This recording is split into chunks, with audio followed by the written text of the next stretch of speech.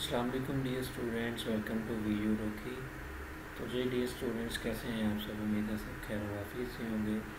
आज की इस वीडियो में हम लोग CS एक्सटेंड कंप्यूटर नेटवर्क्स जो हमारा सब्जेक्ट है, इसकी असाइनमेंट नंबर 1 को डिस्कस करेंगे। असाइनमेंट के जो टोटल मार्क्स हैं हमारे पास 20 और इसकी लास्ट डेट 5 मई है। ठीक है, तो असाइनमेंट बनाने से पहले आपने जो क्वेश्चन फाइल्स में इंस्ट्रक्शन गिवन है उसको अच्छे से रीड कर लेना है। आप लोगों ने इधर से फार्मेट भी देखना है कि आपने किस फार्मेट में इसको सबमिट करवाना है। तो आपका जो सोल्यूशन है वो .doc या फिर .docx फार्मेट में होना चाहिए। इसके अलावा किसी भी अदर फार्मेट में आपकी असाइनमेंट एक्सेप्टेबल नहीं होगी।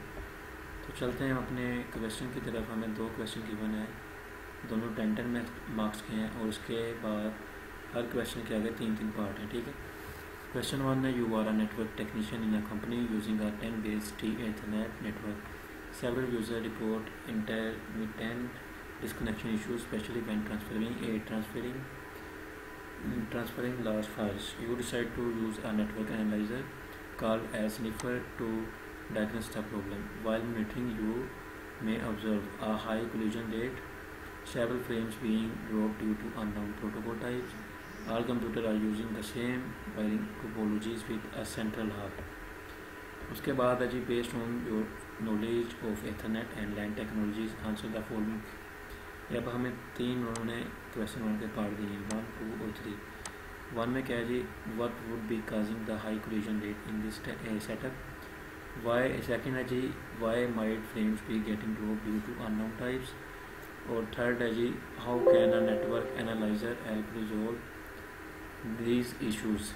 उसके बाद जी क्वेश्चन नंबर 2 है हमारे पास, word assign to a setup a new LAN in an office space with 20 desktop computers located in close proximity.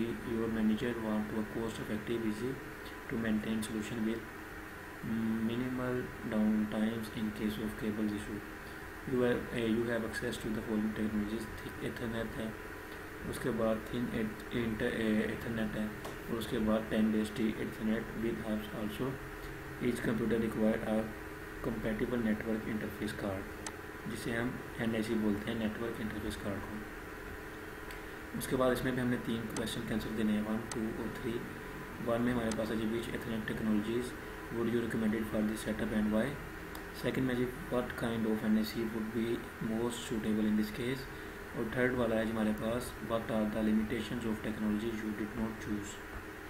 चलते हैं जी अपने सोल्यूशन की तरफ। क्वेश्चन नंबर 1 था, उसका जो पार्ट 1 था, what could be causing the high collision rate in this setup.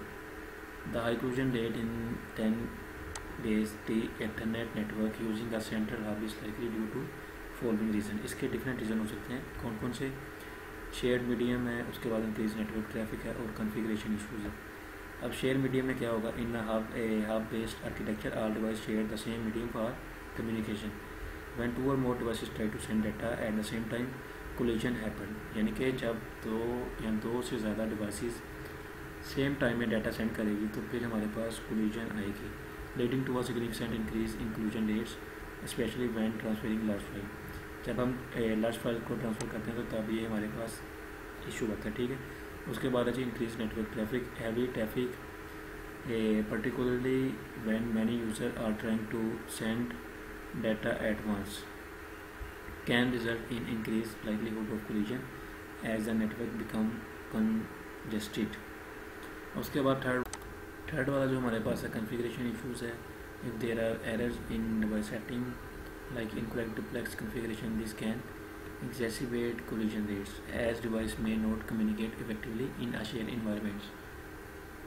तो ये जो कुछ वजह थी जिसकी वजह से कोलिजन रेट हाई था इस सेटअप के अंदर। उसके बाद why might frames be getting drop due to unknown types. Frame might be drop for several reasons related to unknown types.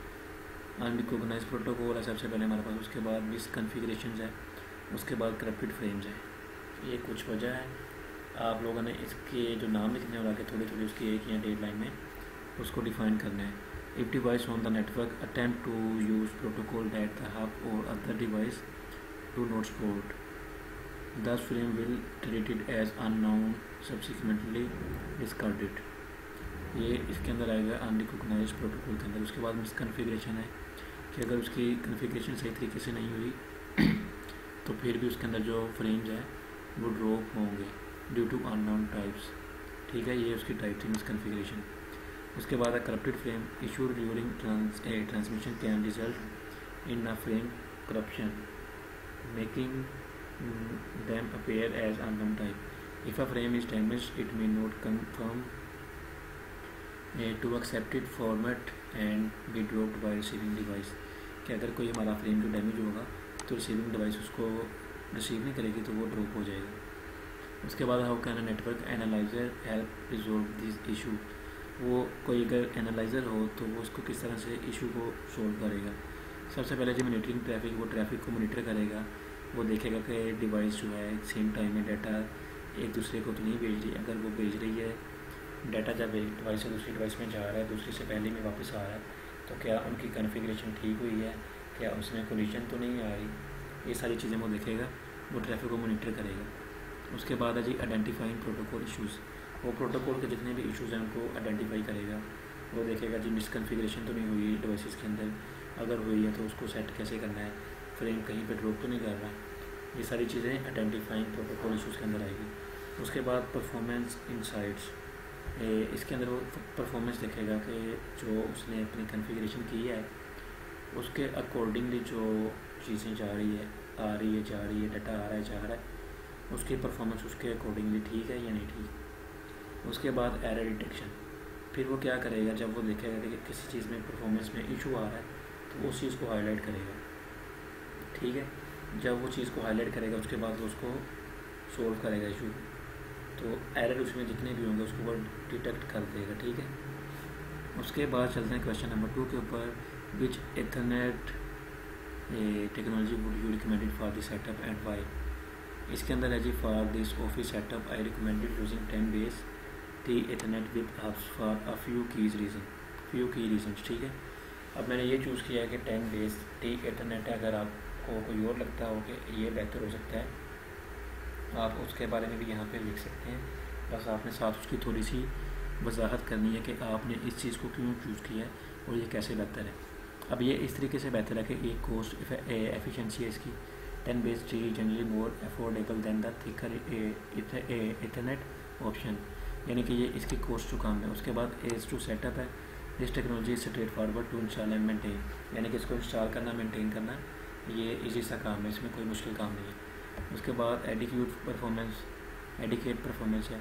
All thought it has a bandwidth of 10 MB है। उसके बाद this can adequately handle typical office activities for 20 computers unless very high data transfer rates are required. उसके बाद जी flexible cabling है, कि इसकी जो cabling है वो फ्लेक्सिबल होती है। The use of twisted pair cabling allows for easier routing and installation in work space. हम इस पर क्या करेंगे, ट्विस्टेड पेयर केबल को यूज़ करेंगे, उसको मैनेज करना ईजी होता है। ठीक है, उसके बाद जी सेकंड इसका जो पार्ट था, what kind of NIC would be most suitable in this case. तो इस केस के अंदर हमारे पास जो है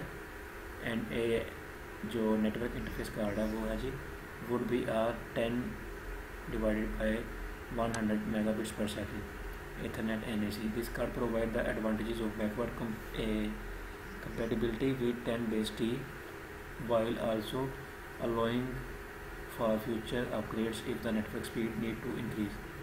यानी कि ये इसकी स्पीड भी बेहतर होती है और इसका एडवांटेजेस ये है कि अगर हमने फ्यूचर में अपनी स्पीड को अपग्रेड करना हो तो हम इसको इंक्रीज़ कर सकते हैं उसके स्पीड के अकॉर्डिंगली। उसके बाद है जी what are the limitation of the technology you did not choose. अब उन्होंने पूछा कि जो आपने टेक्नोलॉजी चूज़ नहीं की, इधर देखिए हमने चूज़ किया 10 base T Ethernet। वो कहते हैं आपने जो चूज़ नहीं की उसका रीज़न बताएं। यू डिड नॉट चूज़, कि उसकी लिमिटेशन क्या थी जो आपने उसको चूज़ नहीं किया।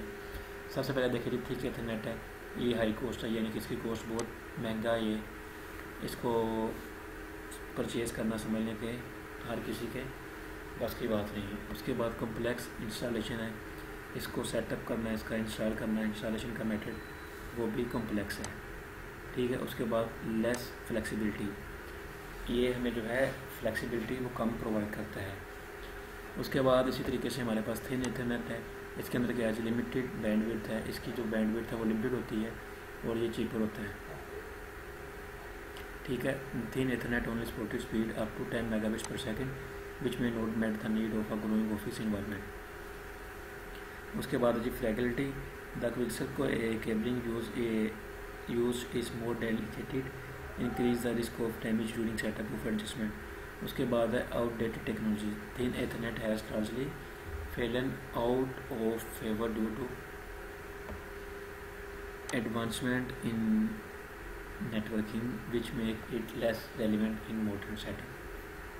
तो ये थे हमारे पास 2 क्वेश्चन, आगे उनके 3 पार्ट थे CS 610 की असाइनमेंट।